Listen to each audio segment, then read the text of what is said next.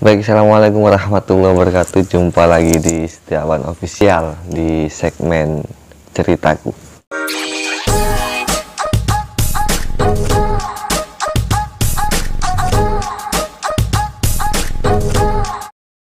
Selamat malam teman-teman, selamat pagi dan selamat beraktivitas bagi kamu semua yang masih beraktivitas gitu ya. Ini tadi pulang dari acara jadi langsung ingat gitu. Ini sebelumnya saya cerita dulu. Barusan saya pulang dari acara ketemu sama teman-teman yang mungkin itu ada pasangannya sendiri-sendiri gitu ya. Jadi ada teman dengan istrinya, ada teman dengan pasangannya. Dan di dalam acara itu saya lihat ada beberapa pasangan, karena itu acara reuni gitu ya. Acara reuni ketemu dengan teman-teman lama yang mungkin notabene membawa pasangannya masing-masing. Ada yang sudah menikah, ada yang belum gitu ya. Di situ tadi saya mengamati ada beberapa pasangan yang menurut saya ini opini ya. Opini artinya di segmen ceritaku ini kita bercerita apa yang saya lihat, apa yang saya ketahui gitu. Ada beberapa pasangan yang menurut saya itu sesuai dengan judul, yaitu toxic relationship atau hubungan yang beracun gitu. Mungkin bagi teman-teman yang aktif di media sosial tidak asing dengan istilah toxic relationship gitu ya, atau kalau di bahasa Indonesia kan itu artinya hubungan yang beracun gitu. Jadi apa sih hubungan beracun itu? Menurut Dr. Lillian Glass, toxic relationship atau hubungan beracun itu adalah hubungan apapun antara orang-orang di mana mereka tidak saling mendukung, di dalamnya ada konflik di mana satu berusaha menghancurkan yang lain. Ada persaingan, ada rasa tidak hormat dan kurang kekompakan. Jadi Dr.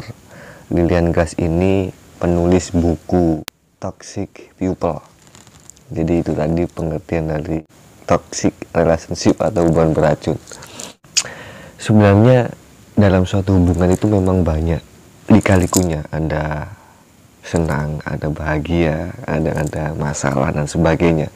Tapi kalau di dalam suatu hubungan itu banyak masalah atau banyak negatifnya, itu juga yang melakukan atau yang melakoninya itu juga capek gitu. Entah itu capek pikiran, entah itu capek tenaga, capek fisik, bahkan mungkin mentalnya kena kalau dalam suatu hubungan terdapat banyak negatifnya. Hubungan beracun ini tidak hanya dalam hubungan asmara, bisa juga hubungan dari antar pertemanan, rekan kerja mungkin, atau keluarga. Jadi ada salah satu pihak yang seperti diucapkan oleh Dr. Lillian Glass tadi, adanya persaingan, rasa tidak hormat dan lain sebagainya. Jadi hubungan beracun ini atau toxic relationship ini terjadi ketika dalam suatu hubungan itu banyak negatifnya, banyak bertengkarnya, banyak masalahnya. Itu salah satu tanda kalau hubunganmu dalam kategori hubungan yang beracun atau toxic relationship gitu ya.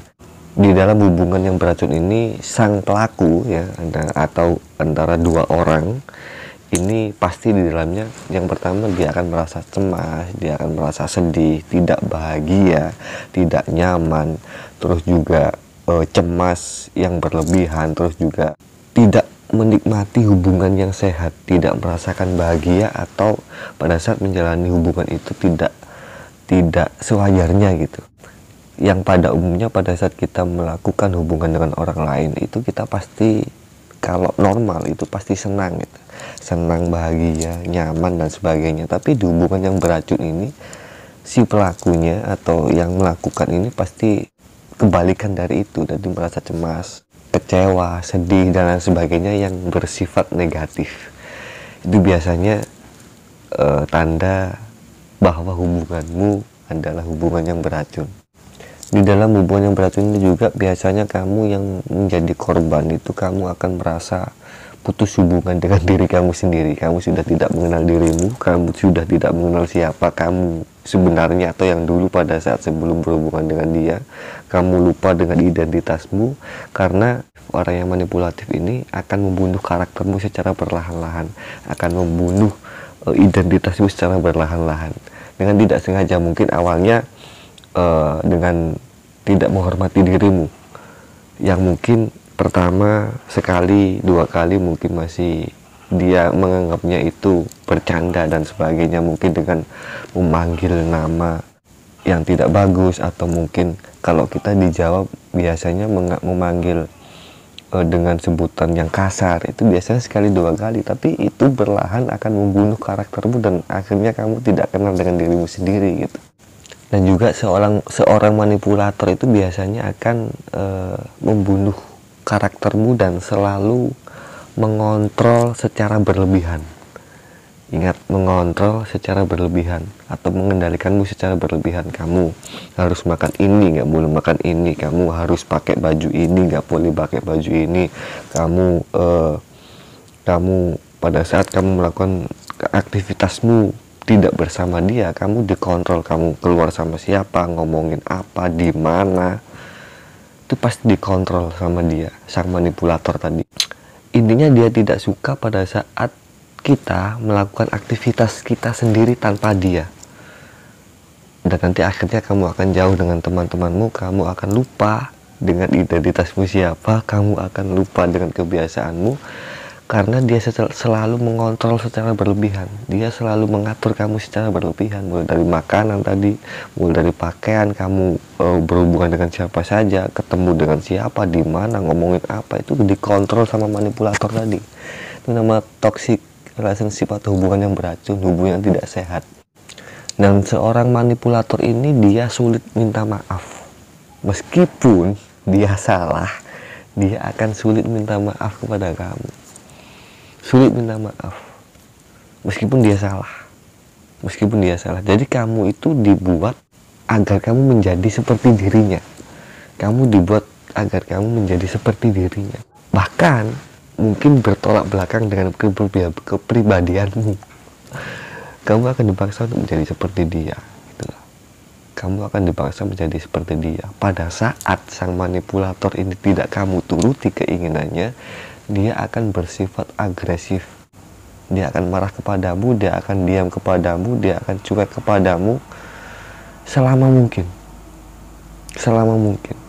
Sampai kamu merasa diri kamu itu salah. Padahal yang salah jelas dia, tapi dia tidak mau mengakui itu karena dia sulit minta maaf. Pokoknya gimana caranya dia mempunyai keinginan bahwasanya kamu selalu salah di matanya. Kamu tidak ada kebenaran sekalipun di matanya. Kamu akan merasa salah dan kamu akhirnya tidak percaya diri.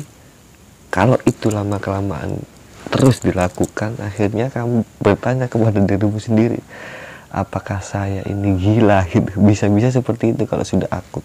Dan kenapa seorang itu bisa menjadi manipulator? Biasanya karena keluarga bisa. Mungkin keluarganya dari dia kecil sampai dia dewasa, keluarganya sudah terbiasa berhubungan yang kurang baik di keluarganya, di pergaulannya, sehingga itu sudah tertanam di pikiran bawah sadarnya sampai terbawa sampai dia dewasa. Akhirnya pada saat dia dewasa, perlakuan-perlakuan yang kurang baik itu menjadi normal karena dia tidak punya referensi bagaimana hubungan yang baik itu. Padahal menurut beberapa ahli psikolog, hubungan yang baik itu adalah hubungan yang pertama mempunyai tujuan yang mirip atau yang sama, mempunyai nilai di dalam hubungan itu, saling menghormati satu sama lain atau saling menghormati antara pasangan satu dan pasangan yang lain, menerima kekurangan dan kelebihan pasangan yang satu dan pasangan yang lain.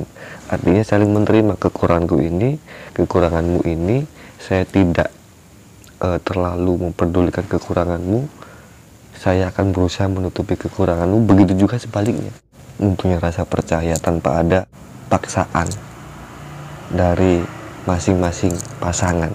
Jadi tetap mempunyai identitas diri meskipun mereka berpasangan, tidak harus dipaksa menjadi ini, dipaksa menjadi ini. Itu hubungan yang baik. Jadi saling percaya, saling mendukung satu sama lain untuk menjadi lebih baik di apa yang digelutinya. Kamu suka ini, kamu hobi ini, kamu berjuang untuk hal ini, silahkan, saya mendukung. Saling mensupport, saya mendukung, silahkan. Saya suka ini, saya hobi ini, saya ingin seperti ini. Sebaliknya, kamu juga harus mendukung. Itu hubungan yang baik, komunikasi yang baik. Jadi teman-teman, hubungan beracun ini atau toxic relationship ini kurang baik kalau ini kita teruskan.